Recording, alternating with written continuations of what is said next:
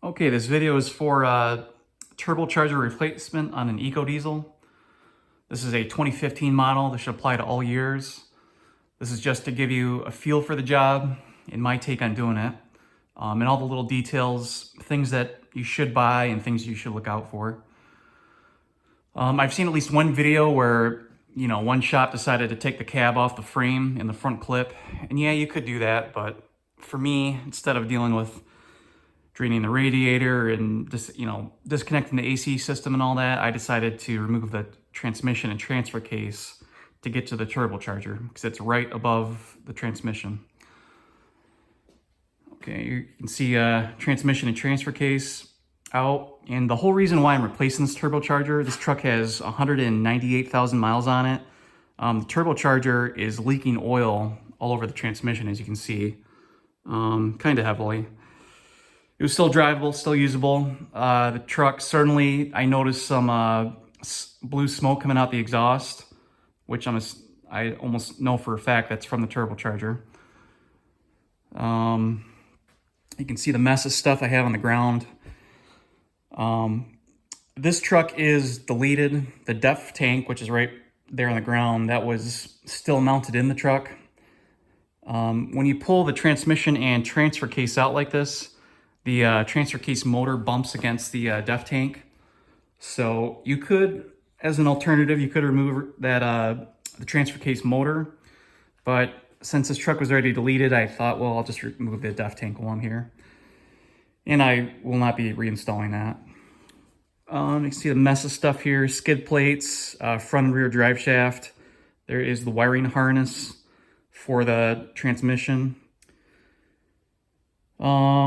Little frame cross member here.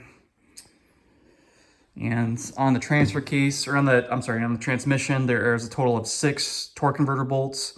You access it through the, you remove the starter. You can actually keep the cables attached to the starter and just kind of set it aside, keep it with the body of the truck. But through the starter hole, you'll get access to undoing the bolts. Again, a total of 6 of them in that pattern, so keep that in mind. It's a little tricky. You got to use a mirror. I mean, if you have an assistant to help you turn the crankshaft, that's great, but I just did it a little bit at a time, turning the crankshaft over, and then also using a mirror to look through that starter hole of when the bolts would line up. Okay, let me get underneath here.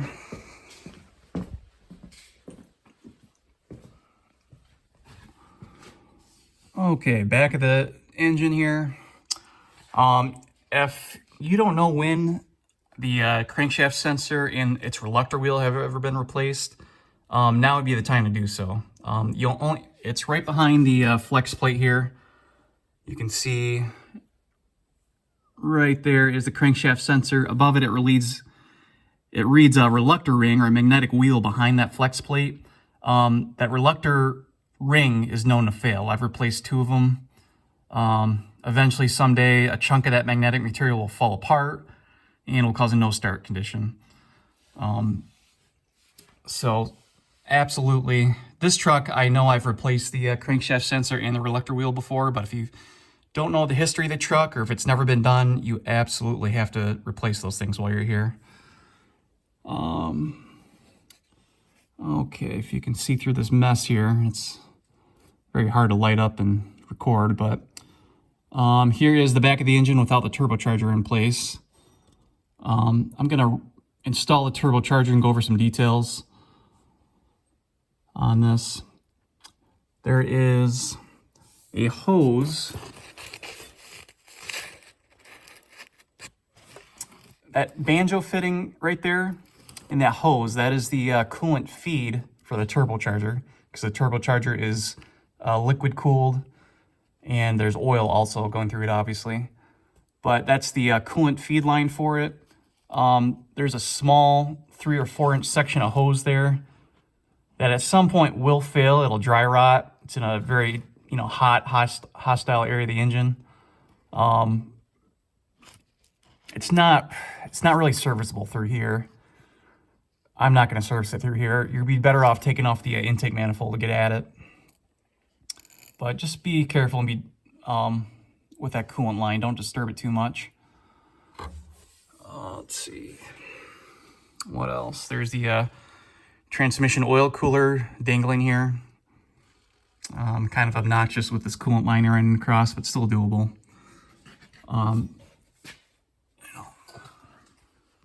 Okay, let me show you the turbochargers. Excuse the mess. This is a big job. I got a lot going on. So old turbocharger, new turbocharger. Let's see. Okay, and for this job, you're going to be dealing with a total of 4 banjo bolts here for coolant and oil feed. So that represents 8 washers, 8 copper washers you should have on hand. Availability through the dealership is hit and miss. Some of them I think will never become in stock again. But definitely recommend you buy a copper washer assortment, a metric copper washer assortment. Even then I ordered an aluminum washer assortment also, but because these are copper, I'm going to stick with copper. And I think it's going to be mostly a heat thing. So, what was I going to point out here? Here is, well, on the banjo bolts, so that's your oil feed from the engine. Let's see. This is that's for coolant. This is for coolant.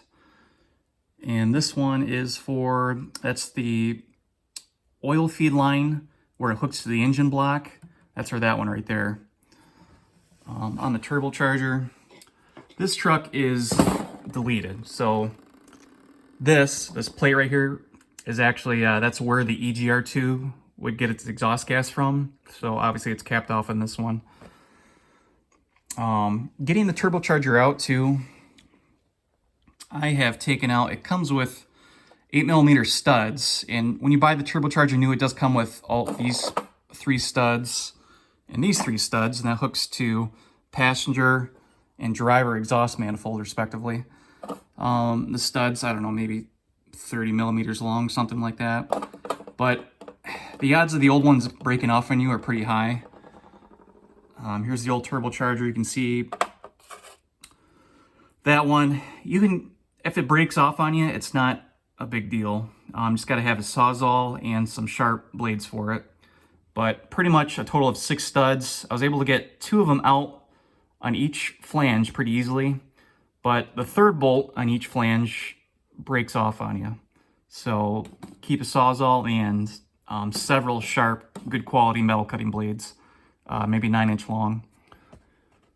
Let's see. As far as gaskets, at a minimum, you should have, this is for the turbo to each exhaust manifold. They're exactly the same. There's no difference left and right. This is this small metal gasket right here. That's for the oil return line going to the engine block. Definitely want to replace that. If you don't have some, I don't know if I have it laying around here, definitely get some Permatex copper spray sealant. You know, it's intended for head gaskets and machine surfaces. It's perfect for this. I'm going to coat certainly all 3 of these gaskets with Permatex copper spray. I use it for head gaskets and I love it. Let's see, what else?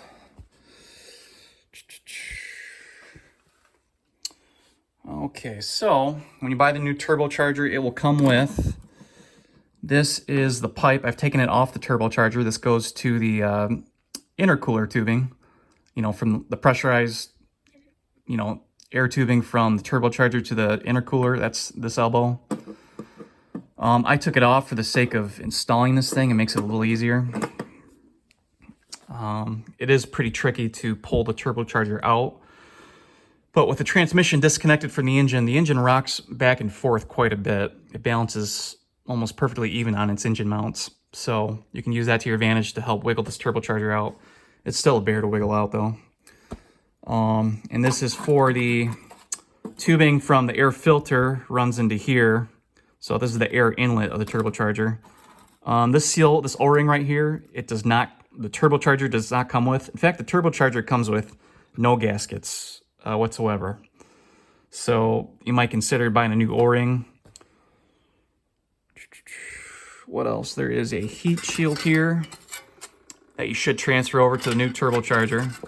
It's going to be just 3 bolts that hold it to the turbine housing. Oh, what else? Well, anyway, you can see what an oily mess this old turbocharger was. Okay, this is on the turbocharger. Here is that's the oil return, where the oil return line bolts to. Here is the oil return line. Bolts up to that. This part goes to the engine block. Very important to, buy a new grommet. This is the rubber grommet that inserts into the engine block. That's the old one, new one. This obviously slides into it. I have them upside down here in the bench. Certainly recommend buying a new grommet. So actually, at a bare minimum, you should get this grommet, these 2 gaskets, and then this oil drain gasket right here for the tubing. There's the old one right there. You can see there's a slight design change, but it still works just great. Let's see. So again, I can get the light focused here. That is oil return. That is a coolant line. So coolant banjo bolt goes into that. And it's this guy right here.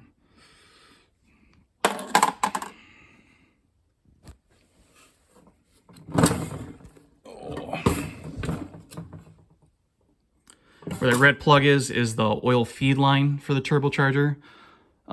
It's almost exactly vertical on the engine, so you can see here's this is a variable vane turbocharger. So here's the controller for that, or the actuator for those vanes. You can get access to that oil feed bolt from up top.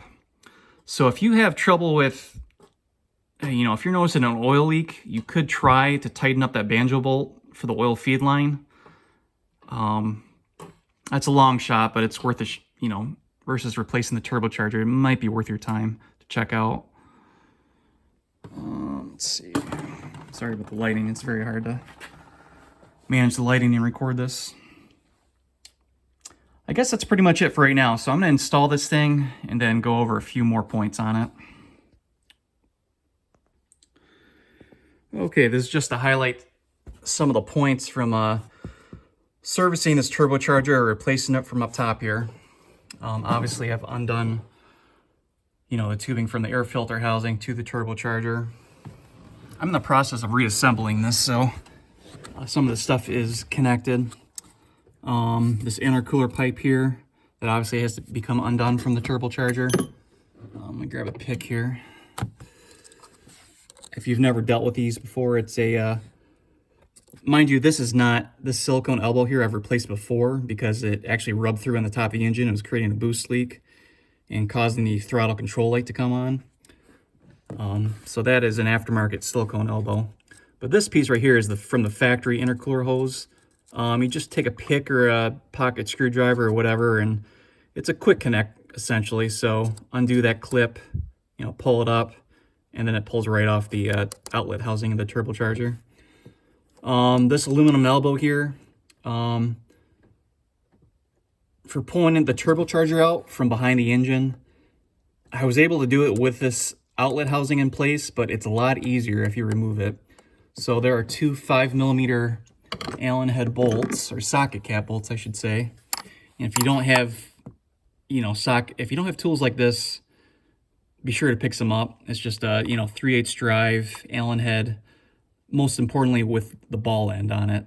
This gives you greater flexibility. Let me see if I can click this thing into that socket cap bolt. Yep, I just clicked it into place. So there are 2 bolts that hold this outlet housing to the turbocharger. I'm on one of them right now. And there's another one back here too. But you can't access it from up top here. What else? This is a temperature sensor. It's 19mm hex. Just remove it right now. It'll make your life a lot easier. Just remove it. There's an electrical connector there. What else? Okay, now as far as the most important thing is the banjo bolts. There, let me try to sneak my camera in here. Let's see, okay. So you can just barely see. So right where that shiny copper washer's at, that's the the oil feed line for the turbocharger. And do you see kind of right below it, that little hint of copper there? It's a new copper washer on the coolant banjo bolt. So you can only access that after you remove this the oil feed line. You'll have to undo that bolt, and then there's one on the back of the engine above the transmission. But those you can both access from up top here. A little tricky, but not terrible. It'd be nice to have, if you have like U-joint sockets, I don't think it's the right way to say it, but like low profile swivel sockets. That's really handy for this. And yeah, I think that's pretty much the key points from up top here. So I'll continue installing this thing and go from there. Okay, I've got the new turbocharger installed. This is a couple of key points I want to bring up for installing and removing this turbocharger. Let's see. So obviously that's the driver exhaust manifold. It's one piece with this steel pipe here. There's no way to disconnect that unless you remove the exhaust manifold, which you don't want to do. Connects up to the turbocharger here. This is the passenger side exhaust manifold. Again, as I pointed out earlier, you pretty much have to replace, or you should replace this gasket and that gasket. For pulling the turbocharger away from the engine, there's a total of 3 studs on each flange and 3 nuts on each flange. So undo the nuts. Didn't have too much trouble there. 4 of the 6 studs came out okay. The last 2 broke off. Wasn't a big deal. Pulled away the flange, stuck a sawzall blade in there, a good quality one, and I was able to cut the last stud on each flange. There's also 3 bolts that hold the turbocharger to the engine. This one, and one there at the tip of my screwdriver. Again, this truck is deleted, so this is the EGR tubing would normally bolt up to here, but in this case, this has a block-off plate, which comes with the EGR delete kits. This coolant hose right here, this small 90-degree elbow, if I could do the job over again, I would find a new one of these from Mopar and replace it. Kind of swollen, kind of in bad shape here at the end, but assessing it carefully, I was like, it's going to be okay. Put a new clamp on there. There's a heat shield, an aluminum heat shield that goes over this pipe here. There's a bolt here, one there, and I undid this one. This was unnecessary. Let's see, what else? Just to point out, so here is the elbow from the turbocharger to the intake, the air filter housing, on its way to the air filter housing. This one you have to transfer from the old turbocharger to the new one. Obviously, that's the tubing that goes to the air filter housing. This is a exhaust manifold pressure sensor. There's 2, and I haven't tightened down the bolts yet, but there's 2 8mm head bolts there. Didn't have any problem with seizing or anything. So those 2 bolts leads to passenger side exhaust manifold. There's a banjo bolt that holds it to the manifold. When I started to undo that, it's pretty tough, and I felt like there's a good chance it might break off in the manifold, and I did not want that headache. So I did apply some heat to this area with an oxyacetylene torch, or if you have a MAP gas torch or propane, whatever you got, carefully apply heat there, and that allowed this banjo bolt to come out pretty easily without breaking. That I haven't bolted this the exhaust outlet elbow on the turbocharger. I have to get some 3 nuts up there. But my point is that these T-bolt clamps, I've been here before, these like to break off on you, the stud does. If you're gathering parts ahead of time, grab yourself a new T-bolt clamp. I've also in a pinch been able to, it's a 6mm stud, I've been able to weld in place a 1/4 inch or 6mm, high-grade stud in its place and retain its functionality. But consider buying a new T-bolt flange or a a T-bolt V-band clamp from Mopar. Oh, what else? Okay, oil drain tubing from the turbocharger. You can see that's the stainless tubing right here is the oil drain. You can see the tabs, those copper-coated tabs of the new gasket I put in place. Goes down to the engine block. The tip of my screwdriver is a rubber grommet. Maybe I could have reused the old one, but I decided to get a new one from Chrysler. Very inexpensive, and they had it in stock, luckily. Oh, what else? This is the oil feed line that feeds the turbocharger. You can actually, the oil feed line, so it goes up behind the turbocharger and bolts up to the top of it. You can't see it from here. But as tight as this whole area is, I was actually able to very easily pull that up, you know, undo the two banjo bolts and pull that oil feed line tubing straight up to the top of the engine bay without too much difficulty. And same way with installing it. So that was a pleasant surprise. Yeah, and I think that's it. And again, I can't emphasize enough, if you do not know the history of the crankshaft sensor, or more importantly, the reluctor wheel that it reads, be sure to replace that while you're here. This is your one chance to do that. This truck I've serviced before, and I know I've changed the crankshaft sensor and that reluctor wheel because the customer had a no-start condition, and there's a big chunk of that magnet missing from the reluctor wheel.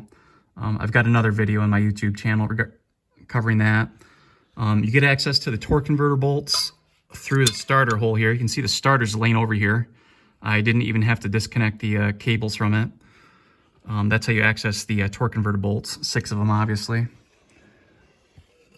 And I think that's pretty much it. So I'm going to finish, keep on going on with the install. Again, this is a deleted truck, so I'm fortunate in that respect. If you have to deal with the catalytic converter to the DPF system, it's a bit more of a headache because you got a lot more shit here.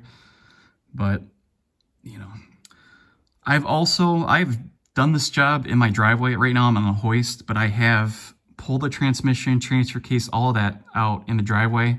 It's a bear of a job, but it is, in this day and age, you just hope that a repair is physically possible, and it is physically possible, but it's a big job. So, and yeah, I think that's all the points I want to make. Okay, let me finish up this install and we'll go from there. One other little detail I want to point out too is for this electrical connector for the exhaust manifold pressure sensor. You know, that's the connector for it. This tab actually slides in and out when you look at it. Try to squeeze this. You know, your instinct might be to slide it up, something like that, like mine was, but it pulls out that way. So keep that in mind so you don't break that connector. Also, I'd like to point out, just for the sake of reassembly, these lines and marks I have here on the harmonic balancer, and you can see there's a corresponding yellow line there in the on that plastic wiring harness loom. Basically, that's just for torque converter bolts, because so while I had the transmission out, you know, I rotated the front of this crankshaft until the bolt hole for the torque converter flex plate bolts lined up with the starter hole. And when that happened, then I laid a mark here in the harmonic balancer. And that's just so that when I put the transmission back in place, it makes it so much easier trying to find the holes. Because, you know, if you have an assistant, that'll be different. But in my case, I'm doing this by myself. So this was a major, it's funny, I mean, just doing this little thing, it's a major time saver when it comes to reassembly and lining up the torque converter flex plate bolts. Okay, so after getting everything bolted back together, got the engine up and running, ran great, no problems. You know, lifted the truck up on my hoist, and I could see a slow and steady drip of coolant. You know, traced it up the transmission bell housing, and it was coming from the center section of the turbocharger, and I could pretty easily see the you know, the backside, that 90-degree steel pipe coming off the backside with the banjo bolt, that was fine. So I could tell it was coming from the upper coolant banjo bolt. Also used a borescope, a Wi-Fi borescope that connects to my phone too, and that works really well. So that helped me determine the source of it. So you can see I've got a pressurized, an Ecodiesel cooling system is actually rated, the pressure, the cap is set at 21 PSI, but for testing purposes, you know, 15, 16 pounds it's plenty. So I feel good about that. But with it pressurized like that before, you could see it's just a steady drip, drip, drip, drip, drip coming down. And I'll show you the insanity. You know, I knew there was no way am I gonna take the transmission out again to service that banjo fitting on the coolant line. So what I did was, if I can find my tools here. Okay, so I just sacrificed a socket. This was a Craftsman 19mm 12-point socket. You could say I made it a low-profile socket, short socket. I took a dial caliper, marked it 3/8 of an inch all the way around, used a angle grinder and a cutoff wheel and cut it down to this, pretty crudely, but does the trick. And with this, I was just able to barely fit in there in combination with a 3/8 wobble extension like that, and that's whatever that is, 10 inches, I suppose. So, God, I mean, this was a pain. All right. And actually so, top of the engine here, I've got all these electrical connectors are all peeled away. You can see that's a glow plug connector for that one cylinder. Peeled a bunch of stuff back. The bracket that holds the plastic Ecodiesel cover on top of the engine, the cosmetic cover, the noise cover. Remove that and a bunch of other stuff. I pulled the electrical harness from, there's a camshaft sensor hidden back here between the turbo and the cylinder head. You know, I was very scared that'd be so, actually, I think you can just, that's it right there at the tip of my socket. I was scared of possibly breaking off that camshaft sensor. I didn't want to deal with that. But anyway, see, like this, it doesn't look so bad from this camera, but I had to undo that top banjo bolt for the oil line. The bottom one with the transmission in place, I'm not even sure it's possible to really get to. It's, you know, I'd almost say it's not possible, but I wasn't even going to try. So I undid that, used a screwdriver and carefully pried the oil feed line up and away, and I was just able to barely, I'm not going to force it in now because it's a real pain getting that socket out. Get that socket in there and get it on, and the extension is, and the socket's pointing right at that banjo bolt for the coolant fitting. And sure enough, I could have snugged it up a little bit more. Obviously, you want to be careful. You sure as hell do not want to break a banjo bolt in the center housing of the turbocharger. So this is where experience comes into play.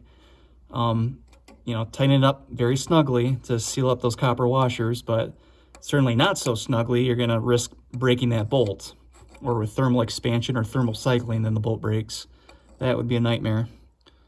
So, but anyway, so I've actually dropped the socket down in there twice. I was able to pull it back up with a magnet both times. The camera doesn't look so bad here, but it's very tricky to get at. I had to put it in right through there. So if you're in that situation, and I hope you're not, but that's what I had to do. So I figured rather than order some specialty socket and wait a few days, I was just going to sacrifice the socket I had on hand. It's something you can do with a lesser socket. Certainly wouldn't want to take a cutoff wheel to your snap-on sockets. But anyway, so I hope that doesn't happen to you, but it happened to me. And after snugging that up, pressure tested the system again, and it's holding perfectly. There's no coolant dripping. So I feel good about that. Now I just got to reassemble everything and take it for a test drive. Also, I want to point out, I forgot to mention earlier, there's a heat shield here that bolts to the rear of the valve cover or cam cover. Two 10mm bolts, and this heat shield comes out, and you really need to pull that out to get eyes on and get access to that banjo bolt. Might not look like it here, but every bit of help goes a long way. And even this bolt here for this fuel line that runs across from fuel rail to fuel rail, I had to undo that bolt and bend this line a little bit to get access to that. So, but again, it is possible from above to service that banjo fitting, or tighten it up at least. So, okay, got the truck up and running. Took it on a long and thorough test drive, put quite a few miles on it. Double check, triple check for leaks, both coolant and oil. Everything's looking really great. Scanned it with a scan tool, make sure there's no pending trouble codes, anything like that, but it's looking really good.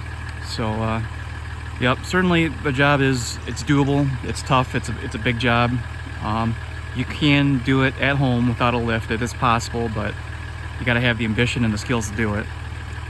But yeah, I hope that's been helpful to someone, and yeah, thanks for watching.